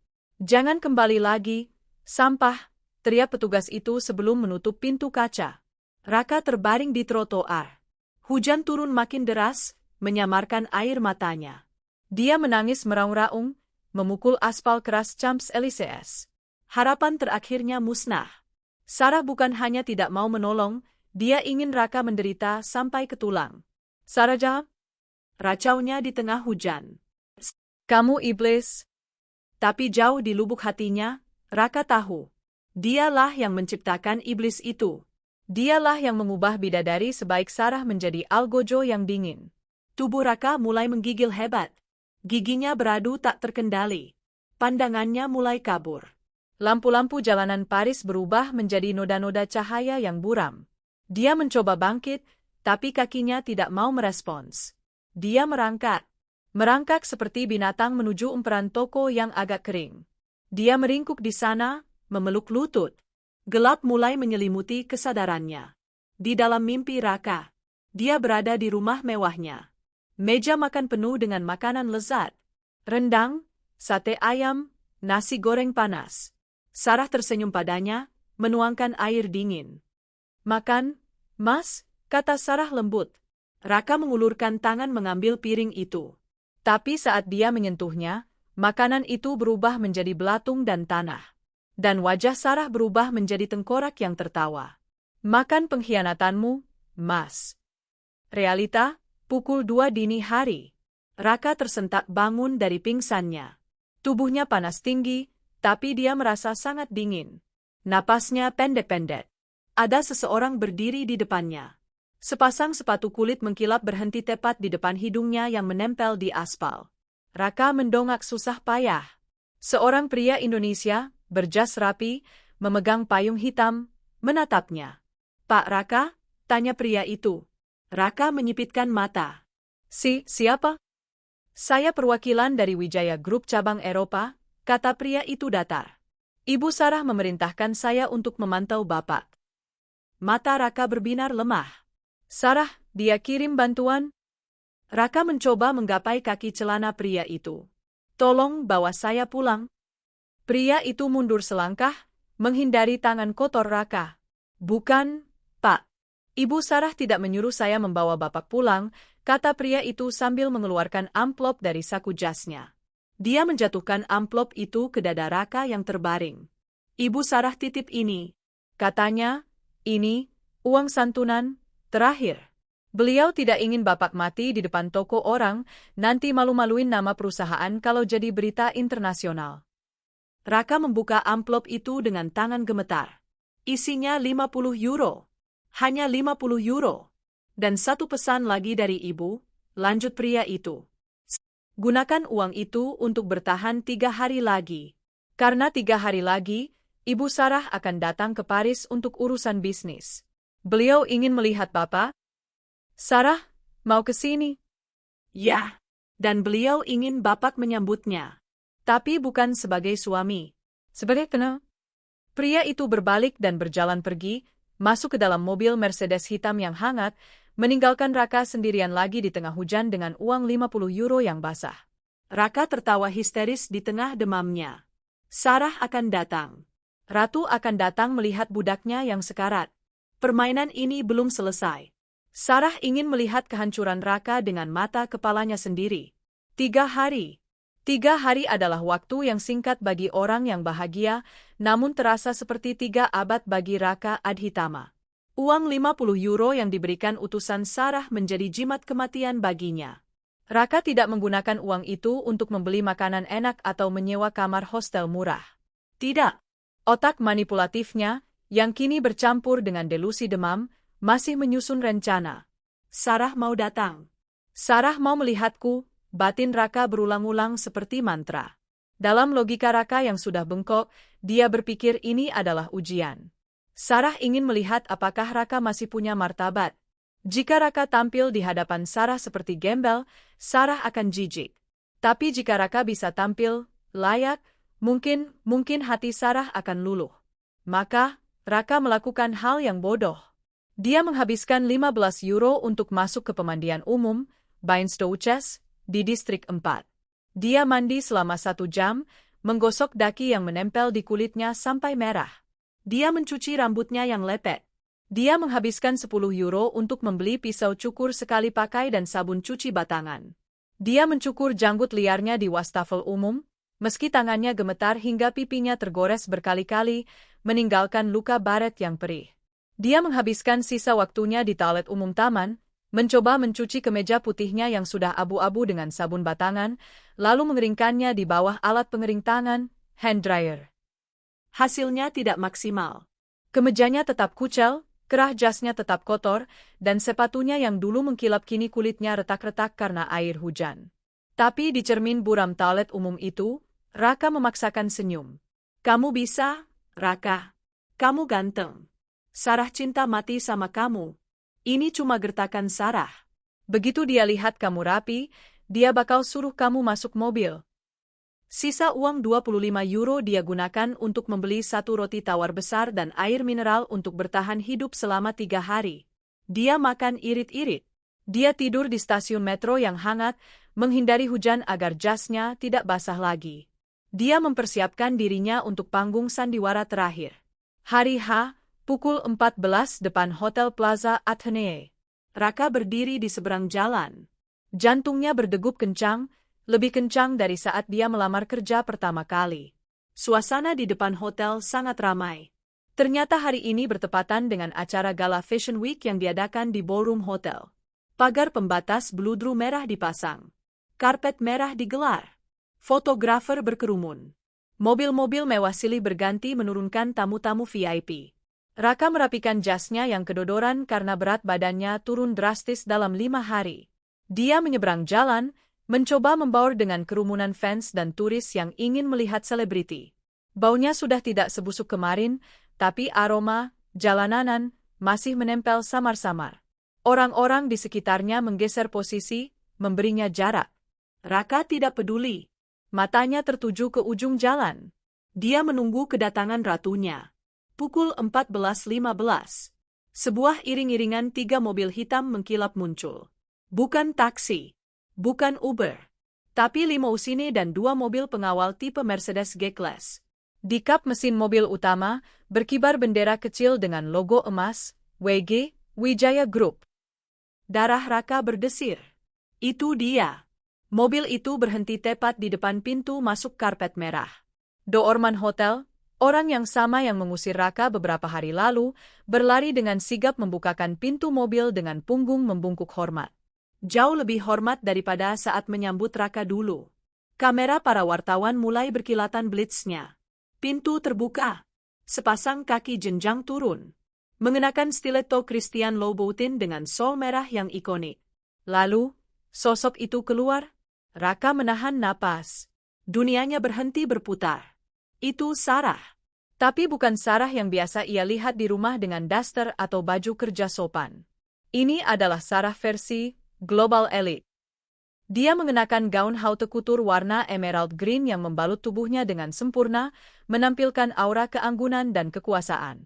Di lehernya melingkar kalung berlian asli, bukan tiruan seperti yang Raka belikan untuk Bella, yang berkilauan memantulkan cahaya matahari Paris. Rambutnya ditata bun elegan. Wajahnya dipoles makeup natural namun tajam, menyembunyikan usianya, membuatnya terlihat 10 tahun lebih muda. Dia terlihat bersinar. Dia terlihat mahal. Dia terlihat tak tersentuh. Dan yang paling menyakitkan bagi Raka, dia terlihat bahagia. Sarah tidak sendirian. Dari pintu sebelah, turun seorang pria bule tampan, tinggi, dengan setelan jas Tom Ford yang rapi. Pria itu mengulurkan tangan, dan Sarah menyambutnya dengan senyum lebar. Mereka tertawa kecil, seolah membicarakan lelucon internal yang hanya dimengerti kalangan mereka. Desis Raka. Itu bukan David pengacaranya. Itu Jean-Luc, mitra bisnis Sarah dari perusahaan Prancis yang dulu pernah Raka cemburui karena terlalu akrab. Raka merasakan cemburu yang membakar, bercampur dengan rasa minder yang luar biasa. Dulu, dia merasa setara dengan Sarah. Sekarang, melihat Sarah di sana, Raka sadar dia hanyalah butiran debu di sepatu istrinya. Sarah berjalan di karpet merah, melambaikan tangan pada fotografer. Dia begitu percaya diri. Raka tidak tahan lagi. Dia harus terlihat. Dia harus diakui. Sarah, teriak Raka dari balik pagar pembatas. Suaranya tenggelam oleh riuh rendah kerumunan. Raka nekat. Dia menerobos pagar pembatas. Sarah, ini aku. Raka. Aksi nekat itu menarik perhatian. 2 pengawal bertubuh raksasa, pengawal pribadi Sarah yang dibawa dari mobil G-Class, langsung sigap menghadang. Back off, bentak pengawal itu, mendorong dada Raka keras. Raka terhuyung, hampir jatuh. Minggir, itu istri saya. Sarah, lihat aku. Keributan itu membuat Sarah menoleh. Dia berhenti berjalan. Senyum di wajahnya perlahan memudar, digantikan oleh ekspresi tenang yang dingin. Dia melepaskan kacamata hitam oversized-nya perlahan. Jinluk di sebelahnya berbisik, "Is that him?" Sarah mengangguk pelan. "Yes, that's the girl." Itulah makhluknya. Sarah memberi isyarat tangan pada pengawalnya untuk membiarkan Raka mendekat sedikit, tapi tetap dalam jarak aman 2 meter. Raka, dengan napas terengah-engah, berdiri di sana. Di atas karpet merah yang sama, namun nasib yang berbeda. Di satu sisi, Sarah yang wangi, berkilauan, dan dipuja. Di sisi lain, Raka yang kurus, bermata cekung, dengan jas kucel bekas tidur di stasiun, dan ada luka baret di pipi akibat cukuran asal-asalan. Raka menatap mata Sarah. Dia mencari sisa-sisa cinta di sana. "Sir?" Suara Raka parau, pecah. Aku udah rapi. Lihat, aku udah cukuran demi kamu." Raka merentangkan tangannya sedikit, memperlihatkan penampilannya yang menyedihkan, seolah minta dipeluk. "Aku nungguin kamu, Sar. 3 hari aku puasa. Aku kangen kamu." Hening. Para wartawan mulai mengarahkan kamera ke adegan drama ini. Flash kamera menyilaukan mata Raka. Sarah menatap Raka dari ujung kepala sampai ujung kaki. Tatapan itu bukan tatapan marah. Bukan tatapan benci. Itu adalah tatapan seorang kurator museum yang sedang melihat lukisan palsu yang jelek. Tatapan tanpa rasa. "Kamu bilang kamu sudah rapi?" tanya Sarah. Suaranya halus, tapi tajam setajam silet. Dia berbicara dalam bahasa Indonesia, membuat orang-orang asing di sekitar mereka tidak paham, menciptakan ruang privasi yang kejam.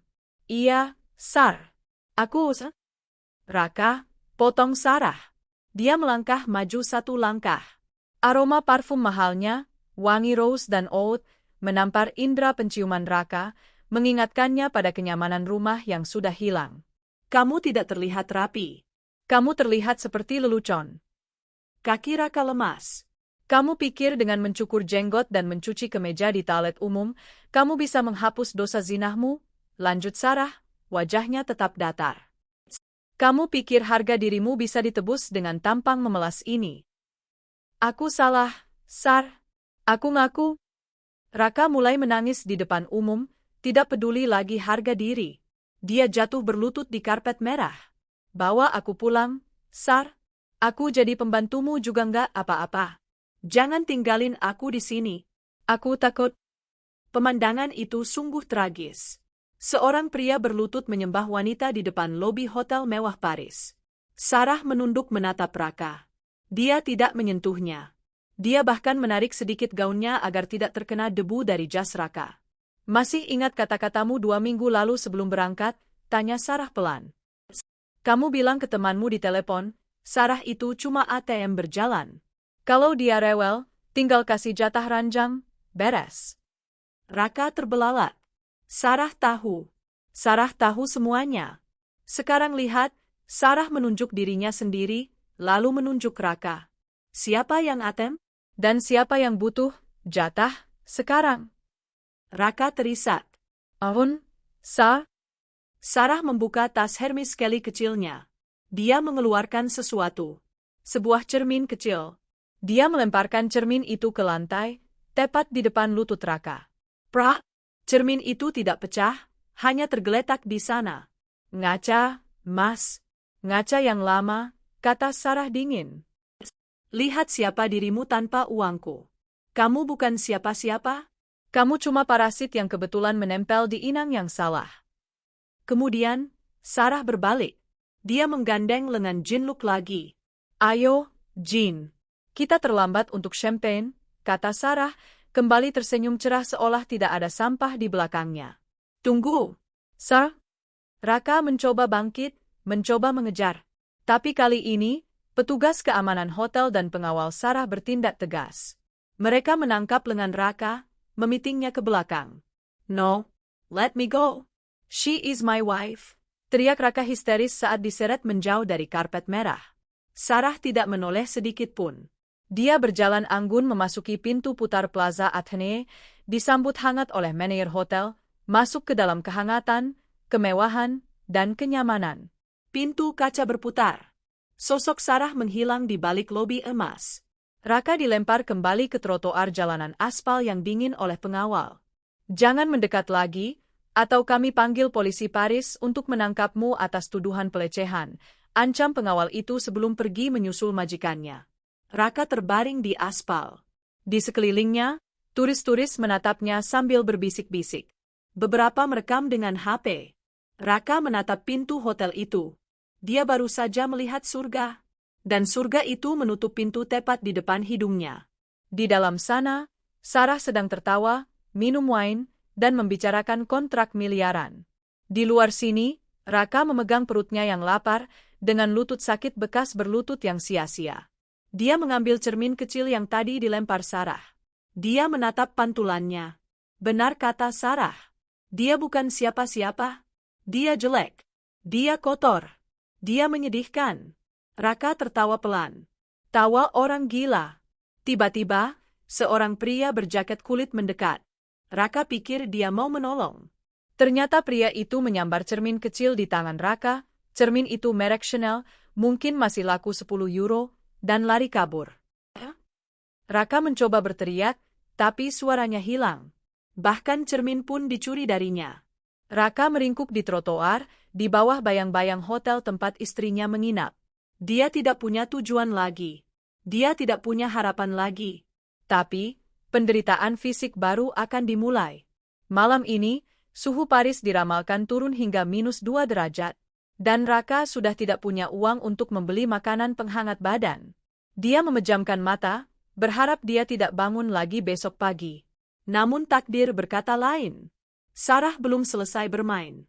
Di lantai 5 hotel, Sarah berdiri di balkon suite-nya, memegang gelas wine. Dia melihat ke bawah, ke titik kecil di seberang jalan di mana Raka tergeletak. David, panggil Sarah lewat telepon. Ya, Bu. Pastikan dia tidak mati beku malam ini. Saya tidak mau jadi janda karena dia mati konyol. Saya mau dia hidup untuk menandatangani surat pengalihan aset minggu depan.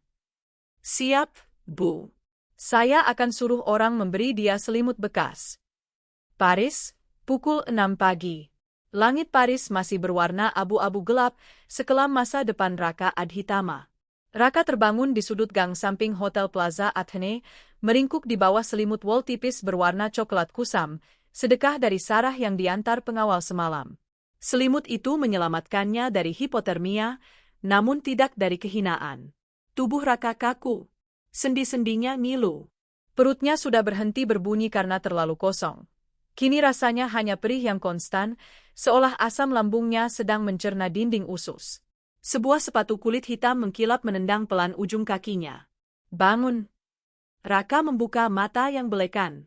Di hadapannya berdiri David, pengacara Sarah, didampingi 2 staf keamanan hotel berbadan tegap. David mengenakan mantel casmer panjang dan memegang sapu tangan di hidungnya, jelas terganggu oleh aroma tubuh Raka yang sudah bercampur keringat, air hujan, dan debu jalanan selama 5 hari. Waktunya, bisnis, Pak Raka, kata David dingin. Bisnis? Suara Raka terdengar seperti gesekan kertas pasir. Bawa aku pulang, Dave, tolong. Itu tergantung Anda, David memberi isyarat pada petugas keamanan. Angkat dia. Bawa lewat pintu kargo. Jangan sampai tamu lain melihat. Raka diseret seperti karung beras. Mereka tidak membawanya lewat lobi emas yang megah itu. Mereka membawanya memutar ke belakang, melewati tempat pembuangan sampah hotel yang baunya sedikit lebih baik dari bau Raka, lalu masuk melalui pintu loading dock. Mereka membawanya ke sebuah ruangan kecil di basement, ruang interogasi keamanan hotel yang dindingnya beton dingin tanpa jendela. Di tengah ruangan, ada 1 meja besi dan 2 kursi. Di atas meja, bertumpuk dokumen tebal. Dan di kursi seberang, duduklah Sarah. Dia mengenakan setelan blazer putih bersih yang kontras dengan ruangan suram itu. Dia tampak segar, wangi, dan berkuasa. Di tangannya ada secangkir espresso panas yang asapnya mengepul, menggoda hidung Raka. Petugas mendudukkan Raka di kursi besi. Raka nyaris jatuh karena lemas. Minum. Sarah mendorong segelas air mineral plastik ke arah Raka. Bukan air mewah, air kemasan biasa. Raka menyambarnya dengan tangan gemetar, menenggaknya dalam sekali teguk hingga tersedak. Air itu membasahi kerongkongannya yang kering. Terima kasih, Sar. Terima kasih. Raka menangis, air mata bercampur kotoran di wajahnya. Sarah menatapnya tanpa emosi. Simpan terima kasihmu. Itu bukan gratis. Itu supaya kamu fokus membaca ini. Sarah menepuk tumpukan dokumen di meja. Apa ini? Tanya Raka lemah. Surat perjanjian pelepasan hak dan pengakuan hutang, jawab David yang kini berdiri di samping Sarah, membuka halaman pertama dokumen itu. Serta akta cerai tanpa tuntutan. Sarah condong ke depan, menatap mata Raka tajam. Pilihannya sederhana, Raka. Kamu tanda tangani semua ini sekarang, dan aku akan memberimu 1 tiket pesawat pulang ke Jakarta hari ini juga.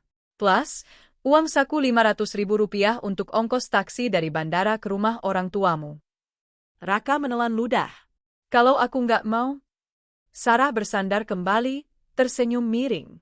Kalau tidak mau, silakan keluar dari ruangan ini. Kembali ke trotoar itu.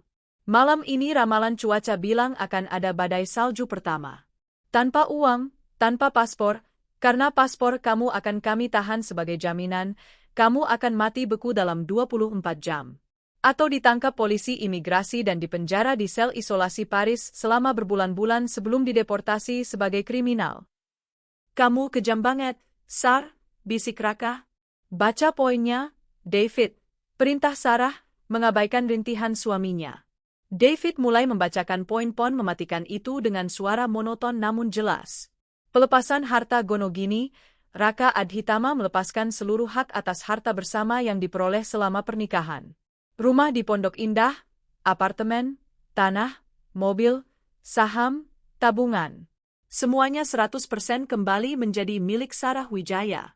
Pengakuan utang, Raka mengakui telah menggelapkan dana perusahaan sebesar 5 miliar rupiah, akumulasi gaya hidup dan uang yang dipakai untuk Bella, dan setuju untuk membayarnya dengan cara mencicil seumur hidup, dengan jaminan rumah orang tua Raka di kampung jika gagal bayar. Hak asuh aset, Raka tidak berhak menuntut pesangon atau kompensasi apapun dari perusahaan Wijaya Group. Pengakuan zina, Raka menandatangani pengakuan tertulis bahwa ia telah melakukan perzinahan dengan Bella Anastasia, yang akan digunakan sebagai dasar hukum agar Raka tidak bisa menuntut balik di kemudian hari. Raka gemetar mendengar poin nomor 2. Rumah ibu? Jangan rumah ibu, Sar. Ibu nggak tahu apa-apa. Maka tanda tangani, dan bayar utangmu dengan bekerja keras nanti. Jangan jadi benalu, potong Sarah cepat. Kalau kamu menolak, aku akan pidanakan kasus penggelapan uangmu. Kamu pulang ke Indonesia bukan ke rumah ibu, tapi langsung ke sel penjara Cipinang. Pilih mana? Miskin seumur hidup atau di penjara 10 tahun. Raka menangis terseduh-seduh. Dia terjepit. Dia hancur. Dia tidak punya kartu untuk dimainkan. Kata Raka akhirnya, suaranya pecah. Mana pulpennya? David menyodorkan pulpen Montblanc mewah. Raka memegang pulpen itu dengan tangan kotornya. Dia merasa pulpen itu sangat berat. Satu persatu, Raka membubuhkan tanda tangannya di atas materai. Sret, sret, sret. Setiap goresan tinta adalah goresan yang memotong masa depannya. Dia melepaskan rumahnya. Dia melepaskan mobilnya. Dia melepaskan harga dirinya. Dia melepaskan segalanya. Setelah lembar terakhir ditandatangani, David menarik berkas itu dengan cepat, memeriksa kelengkapannya, lalu mengangguk pada Sarah. Valid dan mengikat secara hukum. Sarah berdiri. Dia merapikan blazernya. Dia tidak menyalami Raka. Dia tidak mengucapkan selamat tinggal. Dia meletakkan sebuah amplop tipis di meja. Tiketmu. Keberangkatan jam 12 siang ini. Terminal 1. Pesawat charter kargo yang punya sisa kursi ekonomi paling belakang. Raka menatap amplop itu. Dan Raka, kata Sarah sebelum berbalik pergi. Jangan pernah muncul di hadapanku lagi. Kalau aku melihat wajahmu dalam radius 100 meter dariku di Jakarta, aku akan pastikan poin, jaminan rumah orang tua, itu dieksekusi hari itu juga. Sarah berjalan keluar dari ruangan bawah tanah itu, meninggalkan Raka yang sendirian, kosong, dan kalah telak. Bandara Charles de Gaulle, Terminal 1 pukul 11. Raka duduk di ruang tunggu paling ujung. Dia sudah melewati imigrasi dengan tatapan curiga petugas karena penampilannya yang kacau. Bau badannya membuat kursi di sebelah kiri dan kanannya kosong melompong. Penumpang lain menutup hidung dan berbisik-bisik jijik. Di layar TV bandara, berita hiburan internasional sedang menayangkan liputan gala Fashion Week di Plaza Athenae kemarin. Wajah Sarah muncul di layar. Cantik, anggun, tersenyum sambil memegang gelas champagne. Headline-nya berbunyi, Indonesian Tichon Sarah Wijaya, the new queen of fashion reigning excellence to Europe. Raka menunduk, memandang sepatu kulitnya yang sobek. Dia melihat mantan istrinya di TV sebagai ratu dunia, sementara dia duduk di sini seperti sampah yang hendak dibuang. Panggilan terakhir untuk penumpang Raka Adhitama. Raka menyeret kakinya masuk ke pesawat. Tempat duduknya ada di baris paling belakang, tepat di sebelah toilet. Kursi tengah. Diapit oleh dua pria bertubuh besar. Kursinya tidak bisa disandarkan. Selama 14 jam penerbangan, Raka tidak bisa tidur. Bau karbol dari toilet bercampur dengan penyesalan yang mencekik lehernya. Setiap kali dia memejamkan mata, dia melihat wajah Sarah yang dulu menatapnya dengan cinta, kini berubah menjadi tatapan dingin di ruang bawah tanah tadi. Dia ingat Bella. Di mana wanita sialan itu? Batinnya. Semoga dia juga mati di selokan. Tapi Raka salah. Bella tidak mati. Raka tidak tahu bahwa Bella sudah mendapatkan mangsa baru. Seorang turis tua yang dia temui di terminal bus, yang bersedia membawanya jalan-jalan keliling Eropa sebagai teman tidur sesaat. Bella selamat, meski dengan cara yang hina. Hanya Raka yang benar-benar hancur sendirian. Jakarta, 24 jam kemudian. Pesawat mendarat di Soekarno-Hatta. Udara panas dan lembab Jakarta langsung menampar wajah Raka begitu dia keluar dari terminal. Dia tidak punya koper untuk diambil di bagage klaim. Dia hanya membawa badan dan amplop berisi sisa uang Rp500.000. Raka berjalan keluar dari terminal kedatangan. Tidak ada supir yang menjemput. Tidak ada Alphard hitam. Dia melihat antrian taksi Bluebird. Dia merogoh saku, mengambil uang Rp500.000 itu. Ke Jawa Tengah naik bus berapa ya? Gumamnya. Dia harus pulang ke rumah ibunya. Dia tidak punya tempat lain. Tiba-tiba, ponsel tua di saku celananya bergetar. Ponsel jadul yang diberikan David di Bandara Paris sebagai alat komunikasi darurat. Ada satu pesan masuk. Dari Bank Nasional YTH. BPK Raka Adhitama. Tagihan kartu kredit Anda sebesar Rp450 juta telah jatuh tempo. Segera lakukan pembayaran untuk menghindari penyitaan aset jaminan rumah Ibu Supartini. Raka lemas. Sarah tidak main-main. Utang-utang gaya hidupnya selama ini, yang dulu dibayar otomatis oleh Sarah, kini ditagihkan ke namanya.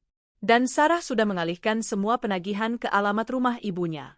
Dia baru saja mendarat, dan neraka duniawinya di Jakarta baru saja dimulai. Epilog, 6 bulan kemudian. Lampu merah di perempatan Pondok Indah menyala lama sekali. Sebuah mobil Rolls-Royce Phantom putih berhenti paling depan. Di kursi belakang, Sarah sedang membaca dokumen di iPad-nya. Dia baru saja mengakuisisi perusahaan pesaing. Bu, ada pengemis di kaca, kata supirnya sopan. Sarah menoleh sedikit ke jendela samping yang gelap. Di luar sana, di bawah terik matahari Jakarta yang menyengat, seorang pria kurus kering dengan rompi oranye tukang parkir liar pengamen sedang mengetuk-ngetuk kaca mobil orang. Wajahnya hitam terbakar matahari, rambutnya kusam, dan giginya kuning tak terawat. Pria itu membawa kemoceng, membersihkan debu mobil dengan gerakan patah-patah, berharap dilempar uang receh. Mata Sarah bertemu dengan mata pria itu dari balik kaca film yang tebal. Pria itu tidak bisa melihat Sarah di dalam. Tapi Sarah bisa melihatnya dengan sangat jelas. Itu Raka, mantan suaminya. Pria yang dulu sangat sombong, yang merasa dirinya pantas mendapatkan lebih dari sekadar Sarah, kini mengais receh di jalanan yang sama tempat dulu dia mengendarai mobil mewah. Rumah ibunya sudah disita bank sebulan lalu. Ibunya kena stroke karena syok dan kini dirawat di bangsal kelas 3 BPJS di kampung. Raka harus banting tulang di Jakarta menjadi serabutan hanya untuk makan dan beli obat ibunya. Tidak ada perusahaan yang mau menerimanya karena catatan kriminal, penggelapan dana, yang melekat di SKCK-nya akibat laporan Sarah, meski tidak dipenjara, rekam jejaknya mati. Sarah menatap Raka yang membungkuk-bungkuk pada mobil di depannya, menerima uang 2.000 perak dengan wajah penuh syukur. Bu, mau saya kasih uang? Tanya supir Sarah, hendak membuka kaca. Sarah diam sejenak. Dia melihat Raka sekali lagi. Tidak ada rasa benci. Tidak ada rasa cinta. Hanya rasa kasihan yang jauh. Seperti melihat kucing kudisan di jalan.